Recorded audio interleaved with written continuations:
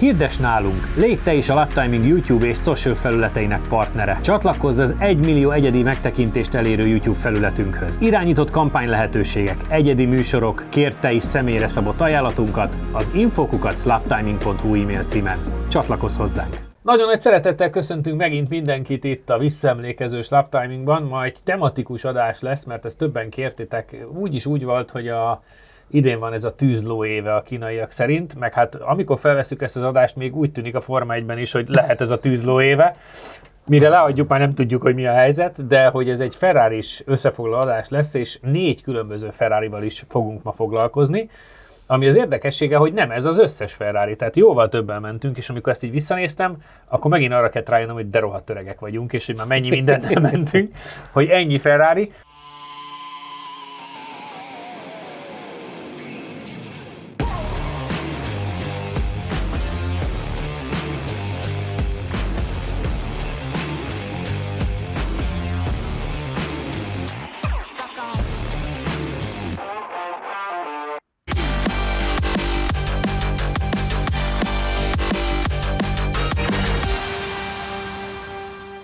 Az az érdekesség, először egy 458-al fogunk kezdeni, ez még tényleg így 2020, tehát ez ilyen Covid Ferrari, és... Covid Ferrari. És amikor beszéltetek róla... Tényleg a lovacskám, mintha maszk lenne, nem? Ugye? hogy amikor beszéltetek róla és felvezettétek, már akkor az volt, hogy nem vártatok tőle sokat. Pedig ebben az időben már azért a Mercivel mentünk, már nagyon jó kétkerekes idők voltak, és mielőtt elindítom a kört, azért az a kérdésem, hogy odahoznak egy Ferrarit. Mindenki azt gondolná, nézők közül is, meg még én is, mint szerencsétlen hozzá nem értő hülye, hogy hát azért egy Ferrarival csak oda csapunk már, és már alapból ilyen nyűgös öregemberként álltatok hozzá. Már akkor, képzeld el most 6 évvel később. Durva. Szóval, hogy mi a kiindulás, amiért nem várhatunk igazán extrém időt? Tessék, beszéljen ezek. Hát alapvetően azért, mert a Ferrari ezen generációja még hozzátéve, hogy ez generációról generációra folyamatosan változott, de ezek inkább azért úgy egyenesbe szerettek nagyon jól menni, és nem az irányítási pontosság vagy precízió az, amiről a korábbi generációk híresek voltak, úgyhogy ez mindenképp meghatározta. Persze, ha a mai szemmel nézzük, és tényleg ahogy jöttek ki az újabb generációk, nagyon drasztikusan változtak és javultak az autók. Most már a F8-at vagy a 296-ot azért sokkal jobb vezetni és sokkal könnyebb irányítani, de azért itt ebbe az érában még nem arról voltak híresek, hogy egy ilyen kanyarvadász autó. János? Hát meg ugye, amiről elfelejtett beszélni Csabi, hogy ő már ebbe az időben is Ferrari rendezvényeken vezetett ilyeneket, tehát neki meg volt a tapasztalata nagyobb pályákról, hogy hogyan viselkedik egy ilyen. Ugye én is volt, hogy nem Kakucson, de máshol már vezettem ilyeneket, és hát tényleg az volt, hogy nem az jött le egy úristen, hogy nagyon gyönyörű hangja van, iszonyat erősek, de nem az, hogy a kanyarokba ez most megváltja, és ami ki is derült, hogy extrém mód veszélyes rá, ha nem olyan a gumi. És ugye gyakorlatilag ezek az adások szerintem majdnem egy kivételétől mindegyik az, hogy ha nem megfelelő gumival teszed a nagyon erős autódat, akkor nincs mese. Az, hogy a hangja csodálatos, az mondjuk tényleg nem is kérdés, és egyébként nem mozog rosszul, de egy állandó tornázás a körön. Igen. Nagyon rossz gumi volt egy rajta. Iszonyat harc. Igen. Én mikor vezettem ilyet már máshol, akkor azért ennél jobb gumi volt rajta, de igen, tehát nem az a precíziós műszer eleve, és ezen meg tényleg egy ilyen, azt hiszem, nagyon öreg gumi volt rajta, igen. Emlékeim szerint. Idős volt, igen. Tehát, hogy nem azt a tapadást tudta, kiszámíthatatlan volt, akár kanyar közben is változott az autó viselkedése, úgyhogy ilyen furcsa volt. És ugye minél idősebb egy gumi, annál tovább kéne melegíteni, hogy egyáltalán valami normál hőfokot elérjük. Ugye itt sem nem mentünk vele annyit, mert nem arról szól, hogy 20 kört körözünk az egész műsor, és majd utána elindulunk. Úgyhogy ez látszott is, mert inkább küzdősport volt ez. Ugye azt azért mondjuk el a nézőknek, hogy ez egy majdnem 600 lóerős autó hátsó keréken, és hogyha ott rossz a gumi, ezt korábbi visszaemlékezősöknél is elmondtátok, hogy 500 lóerő fölött már igazándiból van, hogy csak akadály a dolog, de hogy igen, tehát hogy az ennyi lóerő még egy ilyen remek autónál is egy rossz gumival csak egy küzdést eredményez. Igen.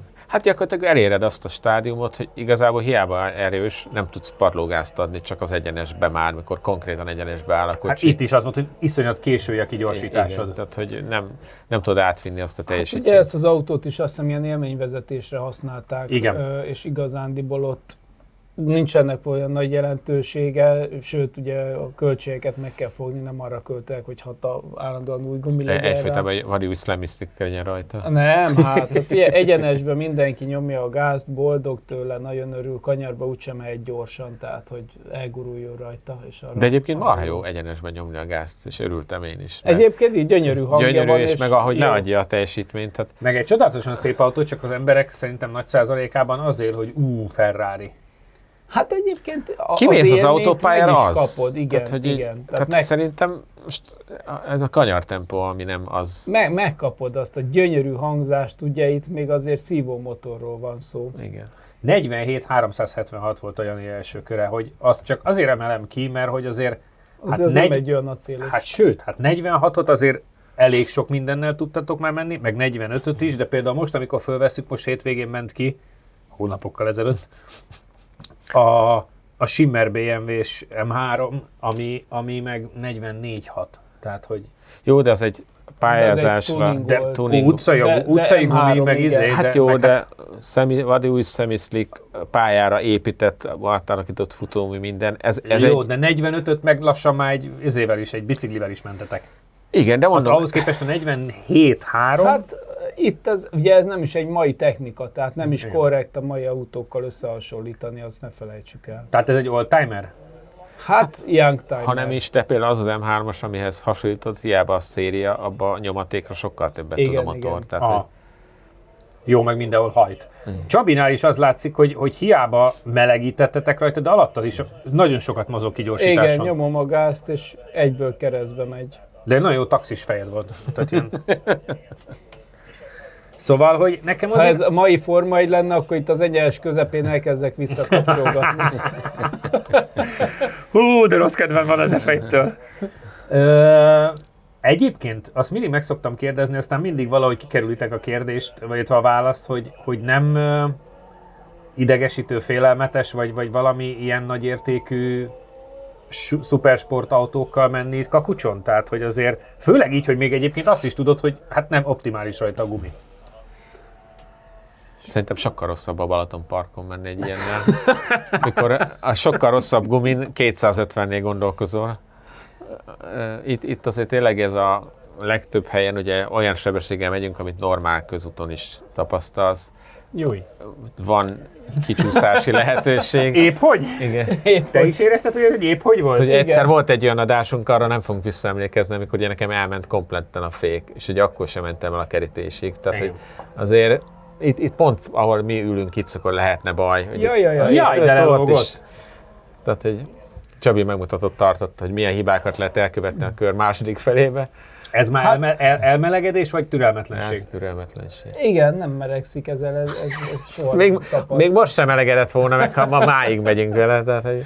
Olyan, mint a jó kis régi Dunlop gumitok? Igen. Csabi, 47-0-78, ez a tipikusan ez eggyel már jobb, de azért a jótól nagyon messze van. Tehát, hogy... Nem adtatok neki napszemüveget? Kinek? Majd lesz itt még. Tessék, jó, köszönöm. Napszemüvegben van. Azt kört nézzük, amikor a napszemüvegben van. Komolyabb fejlesztést értünk el, 488 GTB, ami hát szükség nem volt rá, de még egy 70 lóerővel sem. Ugye ez egy fejlesztettebb kocsi. Csabi, miközben nézzük a csodálatos arcodat napszemekbe. De szép vagyok. Azért a 488 az már egy... Az izgalmat láthatjuk az arcán. Hogy rajtoljak már. Hogy azért az már egy komolyabb kocsi, ugye abból már nagyon komoly challenge-es autó is volt, nyilván 30-ból is, meg 58-ból is, de az a 488-as challenge az még tavaly is mehetett például a Ferrari bajnokságba. Tehát, hogy az már egy ilyen modernebb éra, és ebből ez a GTB, ez a elvileg jobbik változat. Mentettek majd utána Spiderrel is, de hogy a GTB az elméletileg így a... Coupé. Igen. Igen, mert a Spider nehezebb egy picivel egyébként. Így van. Ettől vártunk annó többet, vagy akartuk ezt? 2020-ban járunk még mindig. Én vártam, mert pont ugye egyszer valami adásokban el is meséltem, ugye volt, amikor egyszer Csabi helyett én dolgoztam egy ilyen rendezvényen, ahol miközben én melegítettem a versenyautójukat, a Challenge-est, egy ilyennel mentek a pályán, és figyelj, egyenesben úgy ment, mint tényleg, tehát ez ugye 670 ló, Igen. tehát volt benne akarat rendesen, tehát hogy én már ettől azt vártam, hogy meg ugye Csabi is mesélgette, hogy ez már egyel pontosabb, egyel erősebb, bár itt ugye pont az a plusz erőre nem volt semmi szükség, főleg úgyhogy az már turbomotor, itt még intenzívebben jön meg a nyomaték. Meg hát szemetebb módon adja le, tehát igen. értelmenebbül, igen. De ettől azért többet vártam, aztán ugye majd hát ez is. Hát a rajt az mindjárt egy nagyon látványos része lesz, főleg Csabiénak. Ez az! A kék füst, tehát ez az. Amíg el nem engedem a gázt. Igen, hogy az volt a baj, hogy ezzel fogsz egyébként kikapni alapvetően. Volt egy bólya. Na, ezekért én még mit szoktam kapni? Tessék, ott volt egy bólya, annyira össze volt zavarodva. Szóval, hogy azért az látszott, hogy ugye programfüggően, amit a kormányra állítasz, hát egy picit túlpörgött a rajtnál a kerék, és utána még az első féktáv sem volt tökéletes. De ha megnézitek, ez is ilyen kóricálós, hogy egész, még az egyenesbe is keresed magadat. Nagyon fura. Szerintem itt is az volt, hogy bár itt nem sok éves gumi volt rajta, de valahogy... Menet közben változtatsz a beállításokon. Igen, nem tetszett, van vele, elégedetlen voltam vélhetően. Azt érsz kanyar közben ráérsz kapcsolatni, de nézd meg, 3-4-szer kell fordulgatni. Nem szép. Igen, ráadásul befele egy kicsit ortolós is volt. Tehát az furcsa volt ezzel menni, mert tényleg néha vártál, hogy bekanyarodjon, aztán azt gondoltad, hogy kigyorsítasz, de amint visszaléptél a gázra, akkor elkezdtél így táncolni. Tehát, hogy... Pedig, ha jól emlékszem, ezen azért jobb gumi volt, igen, de mert hogy ez tulajdonosos autó volt, és nézd meg, még ott is. Minden egyes kigyorsításon egy teljes kóricálás az egész. Nehéz ezekkel a lovacskákkal pontosan menni, úgy tűnik. Csabi, jó rá voltál feszülve azért helyenként ezekre. Igen, én szeretnék. Szép az arcod. Szeretnék minden autóval jó menni, és azért bosszant, hogyha valami ennyire limitálva van. Tehát, hogy nem tudjuk kihozni az autóból azt az időt. Mert nézd meg itt is, kifele, ide is befele, nagyon sok, igen. Mindenhova nagyon darabos. Ez ilyenkor tudod jó, hogy nem lesz jó idő belőle. Hát, és elmondom nektek, hogy 47-835, tehát, hogy oké, csavargatással, meg forgókerékkel, de rosszabb, mint a 458-as volt. Igen. Tehát, hogy azért az kiindulásnak gyenge. Nagyon nem hangzik. Hát de mindjárt átteszed egy másik autóra, és akkor kiderül, hogy ha kellően jó gumiválasztás van, akkor mégiscsak lehet ezzel az autóval gyorsan menni, nem? Hát közben még azért téged is elengedlek. Ja, de hát ez is alig lett jobb, nem? Kb. Az, ami kötelező, ha másodiknak mész oda. Egy picivel lesz jobb egyébként, meg 47-0-át tudtál menni, de a te köröd is ilyen nagyon darabos lesz, és nekem meglepően óvatos. Hát mert láttam, hogy mit csinál Csabi. Aha. Tehát, hogy így a Tesco-ba megyek körülbelül. Tehát, hogy ugye ha látod, hogy minden gázadásra... Nagy arc. Igen. Annyi, hogy én így megyek a Tesco-ba. Azt akartam. És ez nem a kézifék. És a kereszt neked fityeg ott? Nekem a Vin Dieseles kereszt nincs benne a kocsiba, de hogyha ez ilyen menő, akkor berakom. Simán, attól az, hogy ezt a minden nagyon kevés féktávot azért vészvillogóval kezel a kis Ferrari, azért nekem az is. Jó, hát ez a legkevesebb. De tényleg ilyen halálnyugodt is vagyok benne. Hát meg lassú. Hát de mégis az a gyors. De mégis az a gyorsabb, nem értem én se. Igen, de ki sem mész a széléig. Nem, ez olyan, mintha egy ilyen bemelegítő kör lenne. Igen. És ugye ez lesz 47-0-24, ami azt jelenti, hogy fél tizeddel tudja megverni a 458-at. Mindezt úgy, hogy jobb autó, újabb autó, jobb gumi. Hát nem jobb gumi, szerintem ugye ez bebizonyosodott, mert az autó tudja, hogy jobb. Aha. De azért gyönyörű a formája ennek is már, úristen, de szép. Az nem is kérdés, tehát a szimbol előtt jó lenne, ha nem lenne. Csinálunk egy másik listát a köridő mellett, hogy milyen szép a forma, igen, a legszebb motorhang. Tudod. A legszebb motorhang, igen. De abban nagyon elég lenne, meg se várom ezt a kört, hallod, meg se várom, inkább előveszem nektek akkor a következő lépcsőfokot. Na. Han és Brian autója mellett rengeteg kulisszatitok és elmebeteg Verda a csatornán egyenesen Japánból. Szétadom a csávót, hogy makoscipőbe és öltönybe egy ilyen autóval kijött. A kipufogót még ki tudták egyenesíteni, de hát ezt kapta. Na, így van. Közel 30 rész arról, hogy a Szigetországban gyakorlatilag minden tuning megengedett. Kattints a Japán Special lejátszási listánkra és éld át velünk az autósok mennyországának élményeit.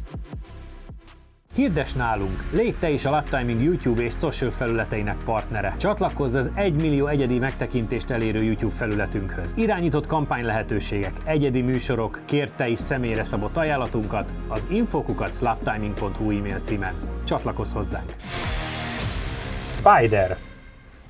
Ugye ugyanez, 488, csak lelopták a tetejét, ami igazániból hát nekünk nem segít olyan sokat. Igen, és Csabi el is mondta a műsor elején, hogy valószínűleg egy kicsit rosszabbot fog menni, mert egy nehezebb, azt hiszem. Igen. Ez egy 2016-os jó kis használt autó, ugye Csík Norbi hozta, tehát ez oké, de itt is használt gumi, minden. Ráadásul kitaláltátok, hogy nyitva mentek mele, mert hogy az jó. Legalább jó legyen a hangja. Igen, azt Hova látom, lett a napszöveg közben? Igen. Elhagytad? hát ez mi eltelt történt. pár év, aztán itt elmaradt ez. Igen. Szerintem annó az Audi R8 V10-zel is nyitva mentünk, meg a Lambóval is Igen. nyitva mentünk, és akkor... De az, hogy ez is vészfilagozik egyfolytában. De ennek sokkal szebb lett a hangja egyébként. Gyorsabban történik, meg az egész olyan pontosabb, mint a korábbiak. nem olyan fityegős az egész autó. Jó, azért Jó, bele mondjuk van. itt volt 3-szor fordult ebbe, igen. Itt benne van egy kis korrigáció. Ez jó, mert itt a drónból is látszik, hogy mit csinálsz. Ez menő. Igen, Azért látod, jó, hogy hogy nem jó, van. hogy nyitva van? Ah, Mostantól minden autóval nyitva kell menni. igen, ami nincs, hát a Edut megkérjük, hogy flexeljen egyet. Egy flexet kérünk valakit. Legalább a és akkor- tetőablakot nyissuk ki. Én azt írtam föl magamnak, hogy annyira más a különbség a két autó között, hogy olyan, mintha megtanultál volna vezetni Igen? a korábbihoz képest. Pedig inkább romlik. Az a Ez nem korral. igaz, ez nem igaz. Egyébként 4 év telt el a fekete mege között. Tehát, hogy Milyen azért jól ez... tartom magam. Nem. Ja, nem, ez a lényeg, jó. De nem tartod jól magad, te se? Hát nézzek, ellopták a hajadat földről.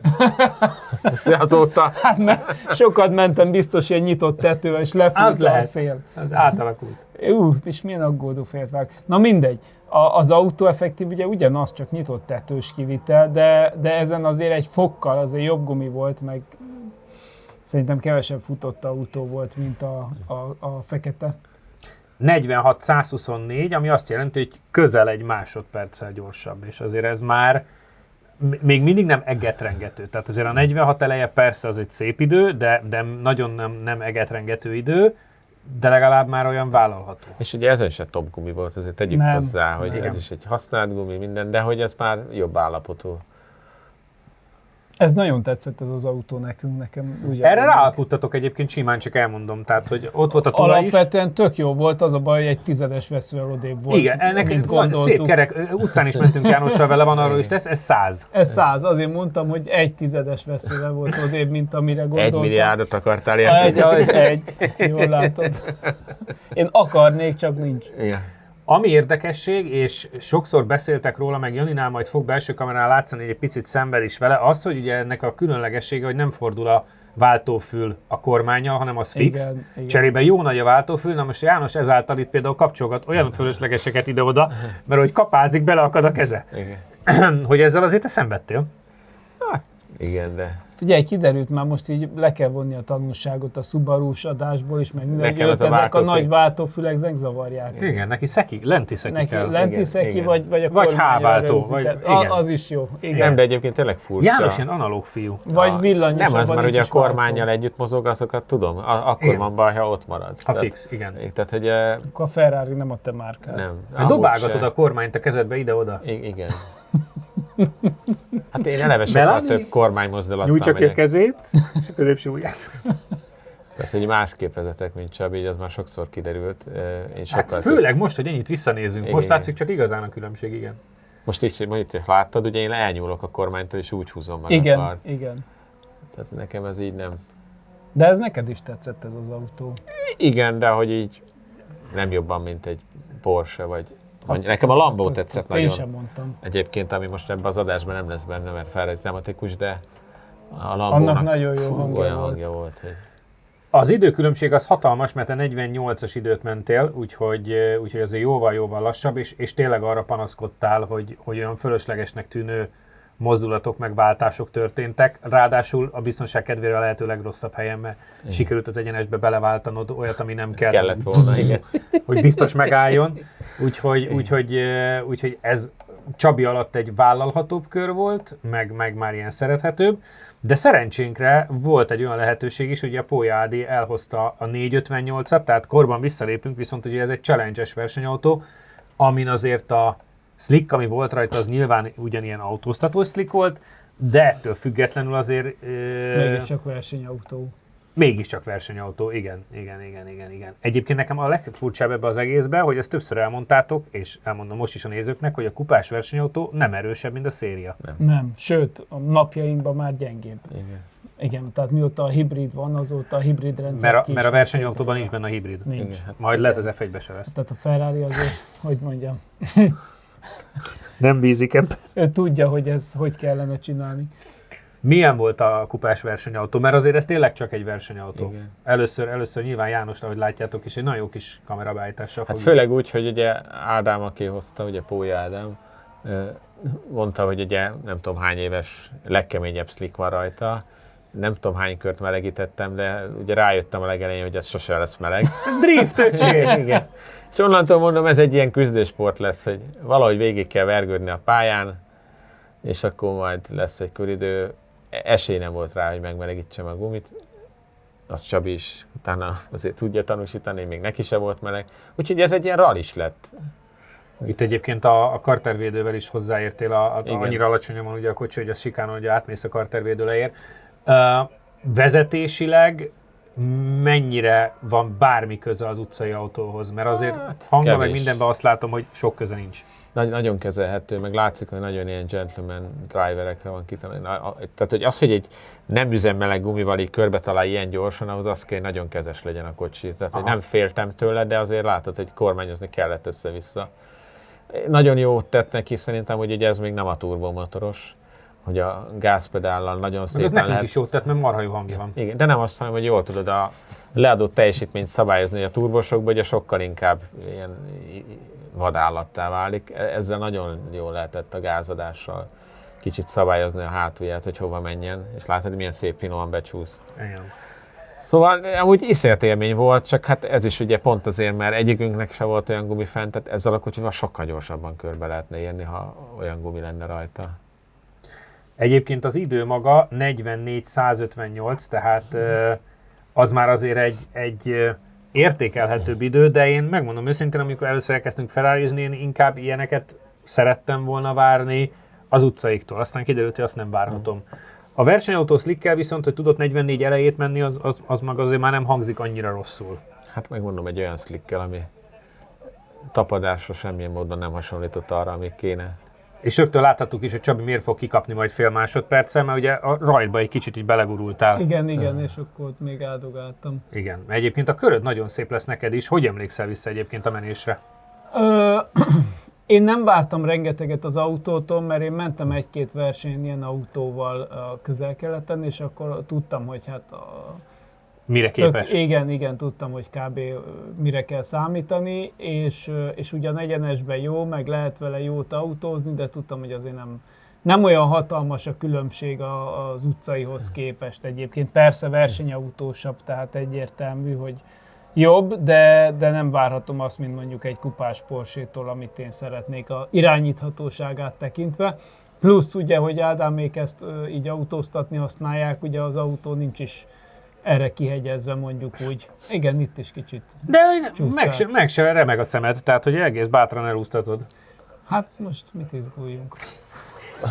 A nézőknek csak áruld el, hogy mondjuk egy kupás Porsche kontra kupás Ferrari közti különbség, precizitás, bármi, tehát milyen a vezethetőség a kettő között? Hát ennél a generációnál nagyon nagy. Tehát ott a Ferrari egyenesben gyorsabb, és ez a mai napig megvan, hogy a nagy motorerő miatt, de kanyarba, féktávon az irányíthatósága ebben az időszakban a Porsche-nak sokkal jobb volt.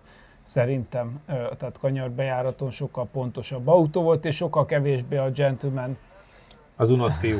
sokkal kevésbé ilyen gentleman versenyautónak volt pozícionálva a Porsche ebben az időszakban. Aha. Hát ugye abban az időszakban ez ki is volt mondva, hogy Igen. a Ferrari Challenge arról szólt, hogy ilyen gazdag ügyfélautók mennek körbe-körbe, profi pilótát nagyon nem is engedtek annó oda a közelébe se. Miközben a Porsche meg ugye a Form 1 betétfutamként szuperkupába fejlesztett. Hát ott a fiatal tehetségek. Igen, mentek. És ugye ott, aki Porsche szuperkupában mondjuk az első 3 helyen ment, az valamelyik későbbi GT3-as bajnokságban nagyon nagy Biztos név lett. oda jutott. Innen meg azért nehéz kilépni. Jó, Niklas Nielsen személyében láttunk olyat, aki ki tudott lépni. Nézd, persze, lehet, de nem gyakori. Igen, de ugye ez is egy kicsit változott, tehát most már itt is egy kicsit több profi megy. Aha. Régen nagyon nem. Igen. És ugye ez még az a korszak. Csabi ideje egyébként 44-681 volt, tehát körülbelül egyébként ega lett volna a 2 kör a telemetriából, hogyha a rajt nem hibázódik. És mondom, ezt a 4-et vettük most át, de hát azért sokkal több Ferrarival mentünk. Pontozzátok egy kicsit, akár csak úgy, hogy mondjuk a 458, a 488 meg a Challenge, hogy kinek mit jelent ez értékben. És nem fogok meglepődni, hogyha nem lesznek magasak a számok, tehát nem kell rosszul érezni magunkat, mert nem feltétlenül a gumit, magát az autót próbáljuk meg pontozni. 458 János, egy utcai. Az a baj így, hogy nem tudtad sose a reális képességét kipróbálni, így nehéz rá pontot mondani. Én ilyen 6-os mondanék, de valószínűleg egy jó gumival meg lehet, hogy akár 8 fölött is tudna. Teljesen elfogadom. Én is egyetértek ezzel az állással. 488, akár Spiderben, akár GTB-ben. Hát ott a Spider már sokkal közelebb, hát ahhoz ilyen 7,5 mondjuk. Aha. Igen. Egyetértek vele. Legyen 7, na. És a versenyautó, a challenge-es versenyautó 458-ból. Hát Ez 6, ugyanúgy. Nem izgatott föl? ő ment vele tényleg úgy, ami a... Nem, annyira nem. De tök jó, ez egyébként nekem csak meglepő, de tökre tetszik, annyira, hogy felvállalod. Annyira nem, mert ugyanúgy jobbnak kéne lennie szerintem. Új kérdésem van. És egyébként mentünk már 296-tal is, ami egy sokkal jobb autó, és elképesztően jó. Azt azért emlékszem, nem majdnem 260-nal mentetek vele, igen. Azóta is remegek. Új kérdésem van, főleg hozzád. A kupás Porsche, amivel szintén nem voltál elégedett, vagy a Ferrari Challenge, amivel szintén nem voltál elégedett? Ó. És akkor a pont, mert ugye azt is lehúztad elég rendesen. Igen, hát... Egyformán szar. Nem, egyik se szar, mind a kettő tök jó autó, de egyikből se sikerült olyan jót kiautózni, mint amit az autó tudna normál körülmények között. Egyébként ilyen szempontból a rosszul beállított kupás Porsche pattogóson azért jóval jobb kört ment, mint ez. Igen. Tehát, és az sokkal még... kevésbé állt közel a beállításába ahhoz, amit tudna az autó. A Ferrari Challenge-es autó az nem is tud fénykorában se olyan jót. Meg ugye az még egy 400 lovas autó volt, igen. Ez meg egy 590. Igen. Tehát, hogy ebből is látszik, hogy azért ebbe a kocsiba sokkal többnek kellett volna lennie. Te hogy értékelsz egyébként Jani pontban? Hát nekem ezt a legnehezebb, mert tényleg ugye annyira gatyagumi volt rajta, hogy én nem tudom, hogy mi a reális képessége. Tehát ahogy én körbe mentem, szerintem az inkább röhögni lehet rajta. Tehát, hogy egy rallisan ugye egyik csúszásból a másikba. Tehát, hogy ugye egy ilyen autóval nem így kéne közlekedni. Tehát nem is tudtam vele úgy menni, amire tervezve van. Tehát, hogy erre most nem mondanék pontot, mert ha jó gumi van rajta, lehet, hogy egy 8-ast is mondanék, vagy nem tudom, tényleg egy furcsa. De az biztos, hogy élmény vele menni, tehát hogy valaki ne úgy értse, hogy most itt lefikázom. Nagyon nagy élmény vele menni, csak hiányzott, amit plusz tudnia kéne ugye a tapadás miatt, ami nem volt meg. Meg hát nyilván azért ők is igénylik a nagy pályát, gondolom. Persze. Tehát... Jó, csak az viszont tényleg, nekem az közben biztató volt, hogy ennyire uralható marad egy ennyire kukagumival is. Tehát, hogy azért ez egy tök jó dolog, és így az ügyfeleket értem, hogy miért ülnek bele és élvezik ezt, mert amúgy meg tényleg a motorhang az zseniális. Igen, az nagyon jó.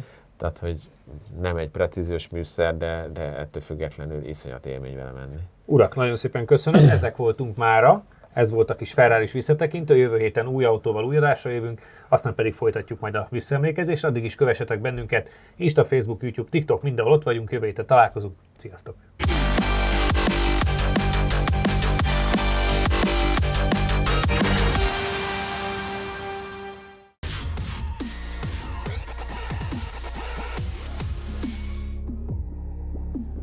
Ha különleges autós programokat keresel a Phoenix Motorsport kínálatában, biztos találsz megfelelőt. Hozhatod a családodat, barátaidat, vagy akár munkatársaiddal együtt is jöhetsz. Csapatépítő autós tájékozódási és élménytúrák, vezetéstechnikai képzések, résztaxi, egyedi igényekre szabott programokkal várunk szeretettel. Jelentkezés info@phoenixmotorsport.hu. Ha még nem tetted meg, most azonnal iratkozz fel a csatornánkra. Nyomd meg hozzá a kis csengőt, és így nem maradsz le a Lap Timing adásokról sem.